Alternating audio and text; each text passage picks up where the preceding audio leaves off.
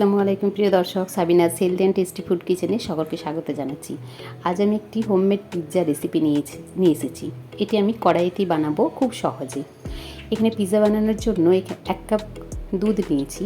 দুধটা সামান্য গরম আছে, খুব বেশি গরম নেওয়া চলবে না। এখানে যাদের বাড়িতে গরুর দুধ নেই তারা কিন্তু আমুল দুধও নিতে পারে। আর দিচ্ছি 1 চামচ, ছোট্ট একটা চামচের চিনি। আর দেখুন এই ইস্টটি নিয়েছি আমি, এটা অ্যাক্টিভ ইস্ট, বাজারে কিনতে পাওয়া যাবে, মাত্র 30 টাকা দাম। এই অ্যাক্টিভ ইস্টটির আমি 1 চামচ ভর্তি দিয়ে দিচ্ছি কুসুম গরম দুধে। এটা যেহেতু অ্যাক্টিভ ইস্ট তাই বেশিক্ষণ এটা রাখার দরকার নেই।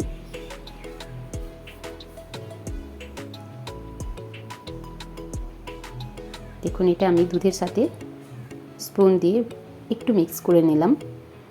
এরপর আমি প্রথমেই দেবো 1 কাপ ভর্তি ময়দা। এখানে কিন্তু ময়দাই ব্যবহার করতে হবে। এটা আমি ভালো করে মিশিয়ে নেব ময়দার সাথে। আর আরও ময়দা লাগবে, আমি অল্প অল্প পরিমাণে দিচ্ছি, কারণ ডোটা খুব বেশি গাঢ় করা চলবে না, একটু নরম থাকবে, তাহলে আমার এই যে পিৎজার বানটা খুবই নরম হবে।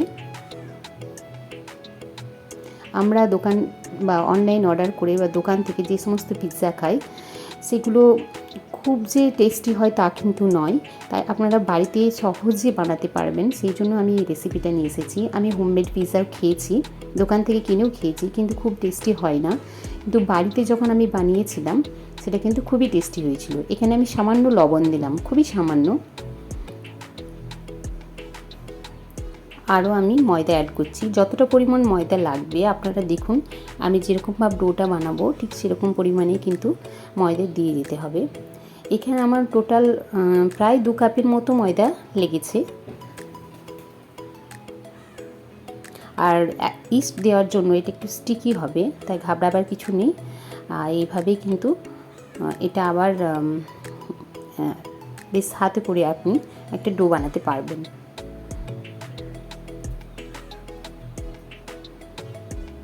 এখানে দিচ্ছি সামান্য ভেজিটেবল অয়েল,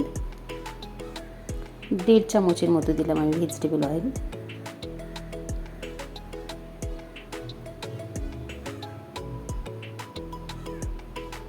আরও সামান্য ময়দা অ্যাড করছি, করে এবার আমি হাতে করে এটা মেখে নেব। দেখুন এরকমই থাকবে কিন্তু ময়দাটা, আমি এটা আর গাঢ় করব না। দেখুন এটা আমি এক জায়গায় বোলের ওপর রেখে দিয়েছি। এটা আবার আমি কভার করে নেব প্লাস্টিক দিয়ে কভার করে একটা ঢাকনা দিয়ে রেখে দিতে হবে রেস্টে 1 ঘন্টার মতো। 1 ঘন্টা রেখে দিলেই দেখবেন এটা ফুলে উঠবে। দেখুন এখানে আমি একটি মাত্র 18 টাকা দামের চিজ নিয়েছি, 18 টাকা দাম। দেখুন ময়দা ডোটি কতটা ফুলে উঠেছে।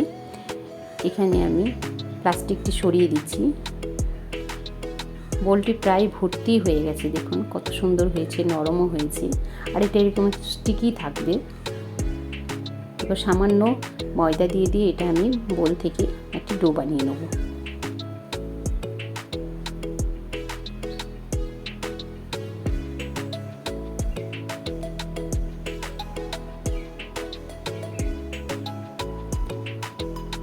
দেখুন এটি আমি একটি হাতের সাহায্যে একটি ডো বানিয়ে নিচ্ছি।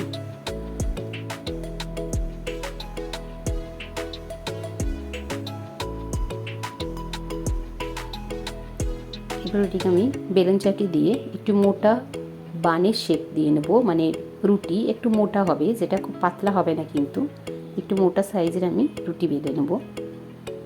সামান্য শুকনো ময়দা দিয়ে দিলাম। আমি এর আগেও বাড়িতে কিন্তু এরকম পিৎজা বানিয়েছি, খেতে খুবই টেস্টি হয়েছিল, সেই কারণে ভাবলাম আমি এই রেসিপিটা আপনাদের কাছে নিয়ে আসি, সেই জন্যই আমি এই রেসিপিটা কিন্তু দেখাচ্ছি। আর এটা আমি বানাবো চিকেন পিৎজা। দেখুন এটা আমি হালকা হাতে বেলে নিচ্ছি। এরকম একটু মোটা সাইজের কড়াই নিতে হবে। আমার এই কড়াইটি বেশ 4টা মতো বলেই কিন্তু আমি এই কড়াইটি নিয়ে এসেছি। সামান্য বাটার দিয়ে দিলাম নিচেতে, যাতে করে নিচে না লেগে যায়। তারপর রুটিটা দিয়ে দিয়েছি। এবার একটি কাঁটা চামচে করে আমি কিন্তু ওগুলো ছোটো ছোটো গর্ত করে দিচ্ছি, তা না হলে রুটিটা ফুলে উঠবে। আর আমাদের তো এখানে পিৎজা বানাবো, তার জন্য রুটিটা ফোলানো চলবে না। এরপর দিয়ে দিব সস, যে কোনো টমেটো সস দিতে পারেন। আমি এখানে কিন্তু ওই টমেটো সস যেটা পিৎজার দোকান থেকে পাওয়া যায়, আমার একটা প্যাকেট ছিল, আমি সেটাই দিয়েছি। আপনারা কিন্তু যে কোনো টমেটো সস বাড়িতে থাকলে সেটা দেবেন, কোনো অসুবিধা নেই। এরপরে দিচ্ছি আমি, দেখুন, চিকেনকে ছোট ছোট কিমার মতো কেটে নিয়েছিলাম আর সেটা একটু ভুনে নিয়েছিলাম কড়াইতে, সেটাই আমি দিচ্ছি। পেঁয়াজ, আদা, রসুন, সামান্য মশলা দিয়ে আমি কিন্তু ভরিয়েছিলাম। সেই চিকেনের টুকরোগুলো আমি ওপরে দিয়ে দিচ্ছি। এরপরে দিচ্ছি চিজ। ওই চিজটিকে আমি কিন্তু গ্রেটারের সাহায্যে গ্রেট করে নিয়েছি। এরপরে আমি পিৎজার উপরে এটি ভালো করে একটা লেয়ার দিয়ে নিচ্ছি। খুব সহজে কম খরচে কিন্তু এরকম পিৎজা আমরা বানিয়ে নিতে পারি বাড়িতে।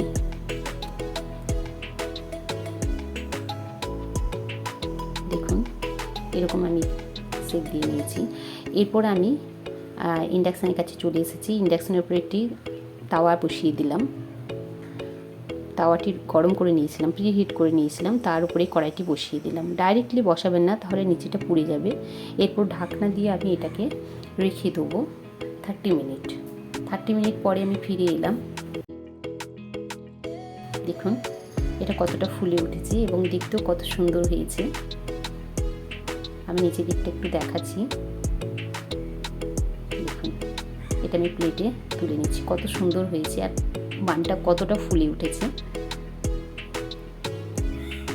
দেখুন পিৎজাটা কত সুন্দর হয়েছে, দেখতে খুব সুন্দর হয়েছে। এবার আমি এটা কেটে দেখবো এবং খেয়ে টেস্ট করেও দেখবো কীরকম হয়েছে। আমি এখানে মজরেলা চিজ ব্যবহার করিনি, তার জন্য এটা খুব একটা টান টান হবে না, কিন্তু খেতে খুবই সেম টেস্ট হবে। আমি মজরেলা চিজেরও পিৎজা খেয়েছি, কিন্তু এটাও খেয়েছি, সেই সেম টেস্ট, কিন্তু এটা খুব সহজেই হয়ে যায়। অসাধারণ হয়েছে, খেতে খুবই টেস্টি হয়েছে। অবশ্যই এটা আপনারা বাড়িতে বানাবেন এবং আমার রেসিপিটি কেমন লাগলো কমেন্ট করে জানাবেন।